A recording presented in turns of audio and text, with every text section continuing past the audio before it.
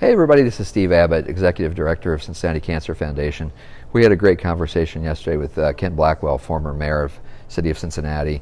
Talked about, among other things, our upcoming golf outing for Cincinnati Cancer Advisors, Bearcats Musketeers versus Cancer, the XU and UC rivalry, and then also talked about his board position with Cincinnati Cancer Foundation and their support of Cincinnati Cancer Advisors, as well as the state of cancer care in the area. So without further ado, let's get right into it.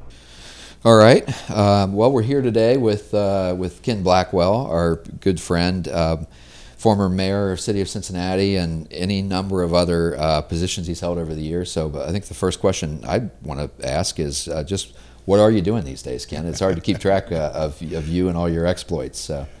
Well, I work on election integrity matters here in the United States, but I also co-chair the International Foundation for Electoral Systems, and we're funded principally by the United States Agency for International Development, and we help countries all across the globe set up election systems that are modernized, that build voter confidence in the results. And so that gives me an opportunity to crisscross the globe and pick up on some friendships that I made 20 years ago when I was the U.S. ambassador to the United Nations in charge of the human rights portfolio.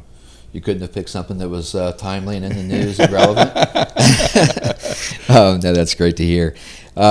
So we're here today, obviously, to talk about a couple different things, but one of which is the Cincinnati Cancer Advisors, the first ever Bearcats and Musketeers versus Cancer golf outing, which is kind of a fulfillment of a vision that Dr. Barrett's had for many, many years now, our founder, to use the energy of the crosstown shootout as it pertains to basketball, but to use that energy to kind of put both sets of supporters on the same team against something, and in this case being cancer. So we're fortunate to have you on our board of directors, and I'm curious how that conversation came about with Dr. Barrett and what made you interested in joining our board.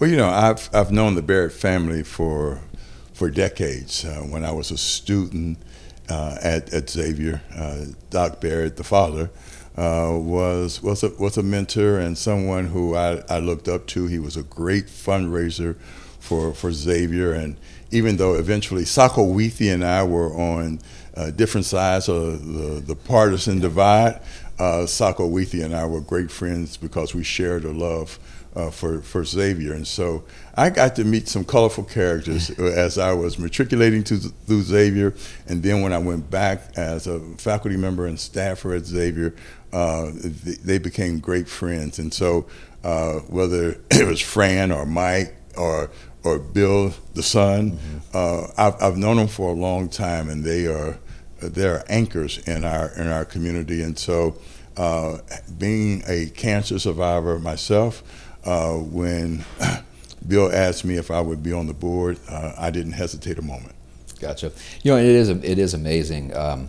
I am as well. My wife is also a cancer survivor, and it's really been amazing in these conversations how it almost comes out every single time that there's a first level connection, if not the person themselves, and really gives you a good sense of how great the need is in the community. And for those that don't know about what Cincinnati Cancer Advisors does, it's we really take the time, whereas most people feel fairly rushed through the process when they get an initial cancer diagnosis, and we really spend the time, 2 to 3 to, by the time the full report is written and we sit down in a follow-up, we've probably got 6 to 8 hours invested in a patient, and the survey results we get from people are just phenomenal. I mean, you can just tell that they really value that time spent. They feel like they get a chance to get their questions answered. So it's fantastic that we have the type of board leadership that we do. It's a real testament to Dr. Barrett and his connections in town and his vision for this thing too. So with that said, we'll talk more about the golf outing and more about this rivalry that the two schools have. So give me again, if you would, so the years you played, the position you played, And then let's just talk about some of your favorite memories of playing against UC. Well, I came into Xavier as a freshman in the fall of 1966, and played varsity in 67, 68, and 69, and had the opportunity to build some great friendships, but play on some good Xavier teams, and then some not so good Xavier teams. But whether I was on one of those better Xavier teams or not so good Xavier teams, we had the competitive spirit when it came to playing the University of Cincinnati. And it was that crosstown rivalry that sort of energized the city. And because in the final analysis, folks finally got it that we were all Cincinnatians who cared about our city and our community, but we were fierce competitors. I'm sure.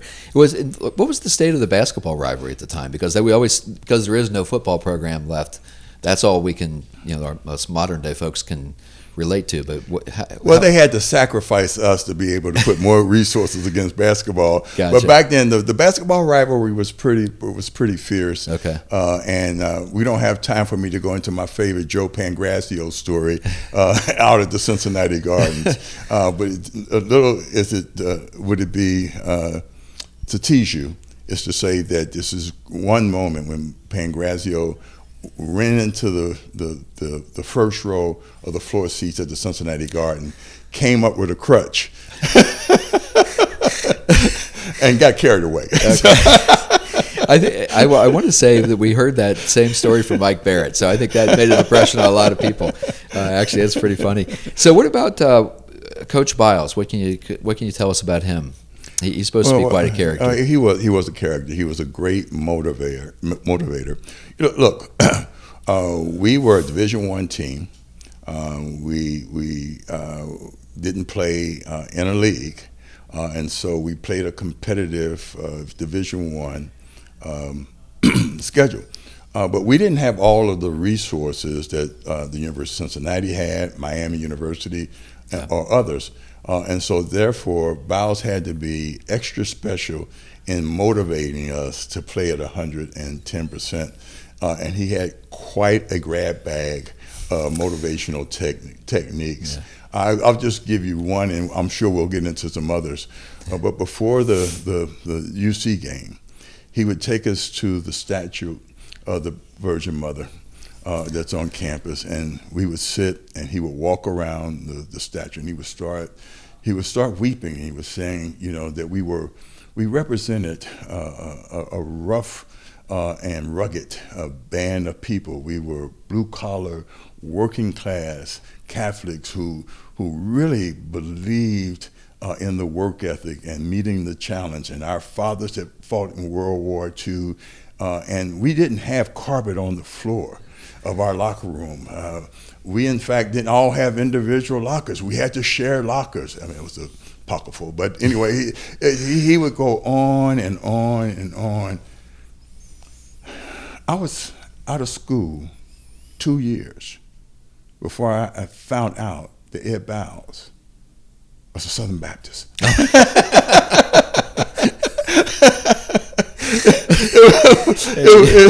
It was just great. But I think he on the field was a match for the University of Cincinnati's president, Warren Bennett, who was internationally renowned as organizational development theorist and great motivator. Understanding of the psychology of human motivation. And so I think this was my junior year. We were playing at the University of Cincinnati, and they were known to be a rugged fourth quarter team. And so Biles decided that he had to really get us psyched up for the fourth quarter. Well, a couple of things happened for this game. One, the Friday before the game, he brought us off of the field and we were going through our Beat UC chant. And there were a couple of Cincinnati police officers who had been watching us.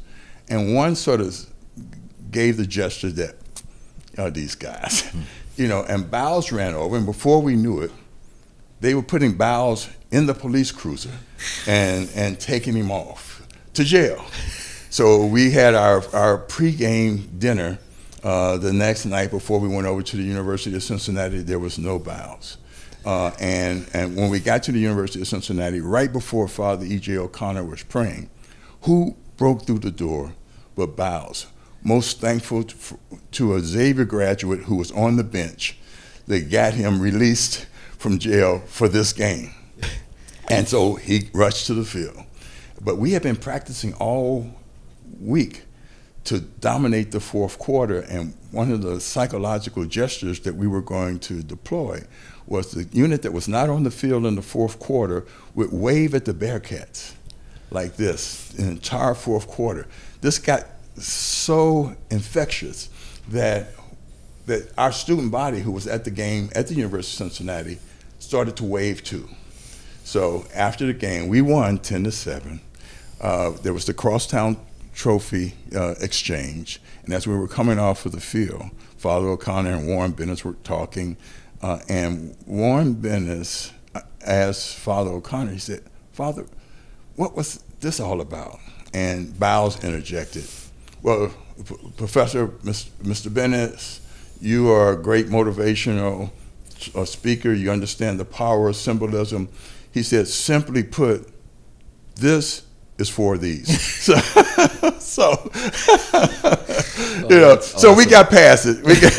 We got past it because there were many times when they rubbed our nose in it, and so but it was just a great spirit. And Warren Bennis is deceased now, but I had the occasion to interact with him and work with him on a number of projects, and he recalled that exchange. That's pretty memorable, I think. Yeah, that's good stuff. So let me ask you this. So as former mayor of the city, and so it's not so much, it's a crosstown game, so it's not so much that there's an influx of tourist revenue and things that come with some other types of sporting events, but how would you, what would you say about the importance of this rivalry just from a intra-city morale standpoint? Well, look, it's a competition, but it's in the final analysis. Even though there are moments when it gets crazy, there have been more moments when everybody has rejoiced in the value of the competition and the showcasing of talent in our city. But really, what I think is the magic of that crosstown rivalry is the standard of excellence that both universities have. And so in the final analysis, steel sharpens steel. Yeah. And people get that. No matter how competitive they are, they understand that because of not only the academic contribution of both institutions, the athletic competition, the rivalry. Look, what has made this country great in 245 years is our commitment to liberty and freedom and the individual contribution to advancing history. Most statist forms of government, they try to run God and faith out of the public square, and they destroyed the family. Whether you're talking about the old Soviet Union or modern day China, that's the issue.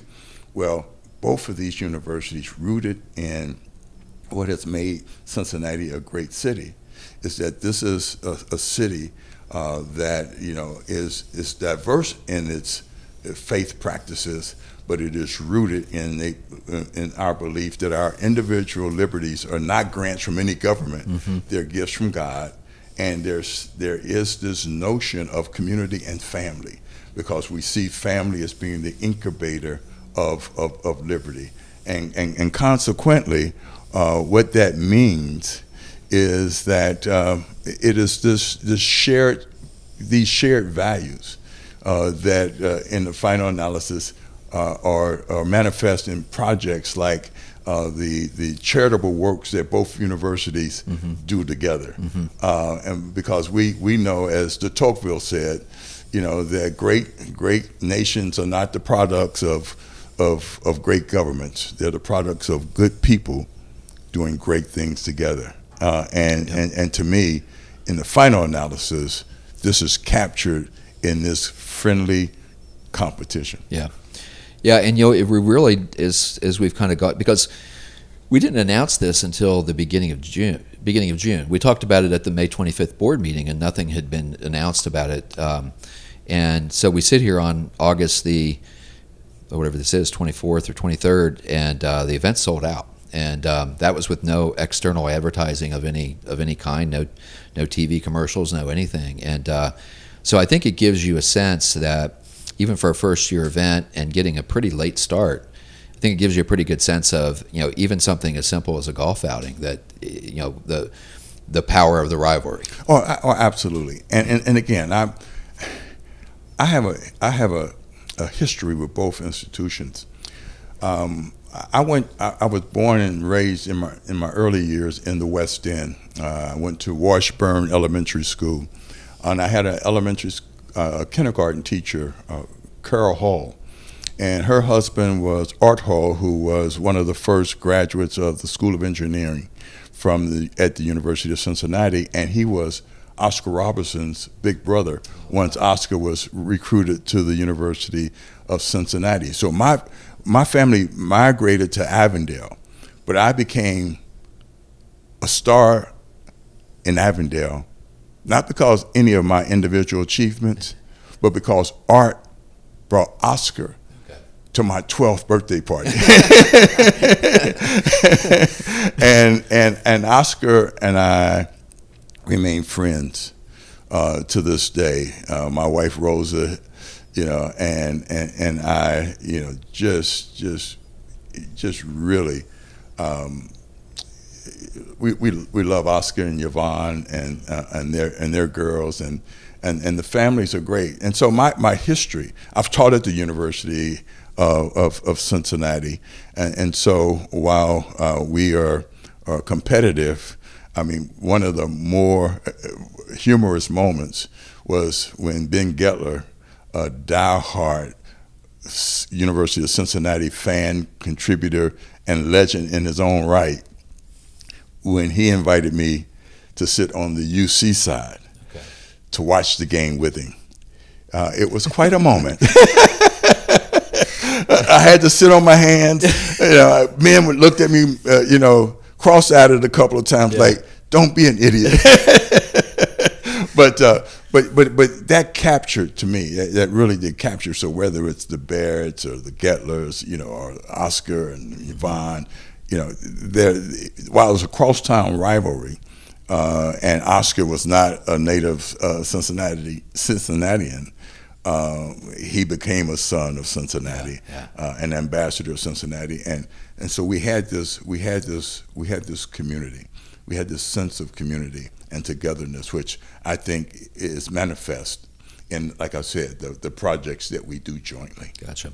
Just as a total side note, but as far as Oscar goes, because it's been long enough now that so many people don't really know much about him and what a tremendous basketball player he was. But who, like in modern day, who would you compare him to in terms of his skill level? Was he on a par with LeBron, or he was heads above? Yeah, you talk to these young guys, whether it's Michael or LeBron, they all understand that in that moment of history, Oscar was the most complete basketball player of his time. Yeah. If you just look at his numbers, he was a prolific assist artist. He could score. He could rebound. He could play defense.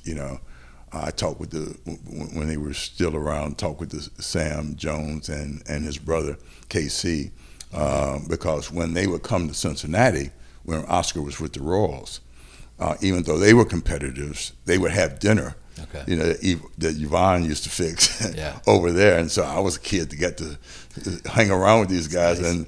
and I had a grandfather who had front row seats at the Cincinnati Gardens, and he was a big Oscar fan, and they had Casey and Sam had rode Oscar so much defensively that when they were retiring, my grandfather purchased a saddle and gave it to him for given that they had ridden Oscar Yeah. so much. But you know, the reality is that they would tell you that he was a complete basketball player. Yeah. He was a complete basketball player, and you know, God is good, because he never won a championship at UC, or the big game. Oh, that's right. You're right. The big game, and he never won it with the Cincinnati Royals, but he got to win it when he was traded to Milwaukee. Okay. And in the Milwaukee Bucks, and so he got that star on his crown also. But he was a complete basketball player, and he in fact was he loved Cincinnati. Okay. You know, Kim, one final question, and we'll let you get on your way and get back to doing the important work that you're doing. But we talked to Coach Stack a little bit earlier today, and he was talking about his admiration for the V Foundation. That's an organization I've been involved with in the past, and I love everything that they do. But what do you think it is about sport? There's something about combining sport with charitable causes, and I don't know if it's just the power of the athletes that make that combination go so well, but it's like it feels like a natural fit, even though there's no linkage between golf and cancer. But to put this event together and bring people out and have fun playing a round of golf, and then kind of have fun in the evening, but also at the same time say that here's what we're here for. And nobody seems to mind that, even though if they're out playing golf and having a good time and having a few drinks, but nobody seems to mind the message. And what do you make of that? Well, look, I think athletics help to showcase what the Jesuits taught us was human agency, that the human condition isn't a spectator sport. And so athletes in their demonstration of agency and talent actually, while we might like to observe them, what they help us to realize that we move history through human agency and our engagement and our involvement and competition, friendly competition. And so we don't have to be locked into a historic a moment in history. We don't have to be the prisoners of a stale status quo. We can pick up the phone. We can pick up the ball. We can pump our feet. We in fact can do those things that God has invested in us. I like to say we can do what we can with what we have, where we are. And I think sports gives us, even as spectators, an appreciation for human agency and our ability to change the score. Nice. Well, I hope you'll be able to come out and join us on the evening of September 13th. It's going to be a great event. We're looking at probably 200 plus people out that night, I think, and we have a great live auction and hopefully raise a lot of money for cancer research at UC, the nursing program at Xavier, and also to fund the mission of Cincinnati Cancer Advisors as well. So, thanks for being a part of that. It's going to be great. I'll close with something that I learned from working with Mother Teresa. A group of us were in Washington after a tour through India, and she said that she had a routine that she went through every night. It was called the examination of her hands, and she would talk to her hands, and she would look at her hands, and she would say, "Who have you helped today? Have you held a baby in need? Have you helped someone who was in need of food or nourishment? What have you done today?" And I just think that's so powerful. And the other thing that she said was that she was thankful that she could be a pen in the hands of God to write love letters to the world. That's cool. And I tell you, the Jesuits and scholars at both universities have advanced that notion. And if you think I'm going to try to follow your Mother Teresa story, you're crazy. Thanks, Ken. Really appreciate it. Good to really be with you. appreciate it. Thank you. All right.